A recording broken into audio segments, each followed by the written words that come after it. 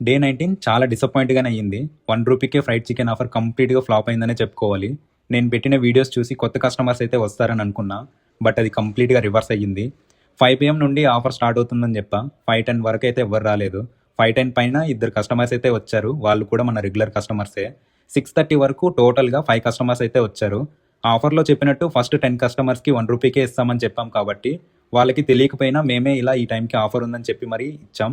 Around 7:20కి టోటల్‌గా 10 customers అయితే complete అయ్యారు. ఈ ఆఫర్‌లో 10 కస్టమర్స్ అని చెప్పినా కూడా 14 కస్టమర్స్ వరకు రూ. 1కే సర్వ్ చేశాం. అందరూ మన రెగ్యులర్ కస్టమర్సే. కొత్త కస్టమర్స్ రాలేదని కాస్త డిసప్పాయింట్‌గా ఉన్నా ఈ ఆఫర్ నా రెగ్యులర్ కస్టమర్స్‌కి యూజ్ అయిందని కాస్త హ్యాపీగానే ఉంది. అండ్ డే 19లో మన టోటల్ కెఫే కౌంటర్ సేల్ అయితే రూ. 2,300 అయింది. యాక్చువల్‌గా రూ. 3,100 అయ్యాయి. బట్ మనం ఈ ఆఫర్ కోసం 800 స్పెండ్ చేసాం కాబట్టి అది మైనస్ చేసుకుంటే total cafe counter sale day 19కి రూ. 2,300. అండ్ ఇది ప్రాఫిట్ కాదు, ఇది కౌంటర్ సేల్ మాత్రమే. ప్రాఫిట్ డే 30కి తెలుస్తుంది.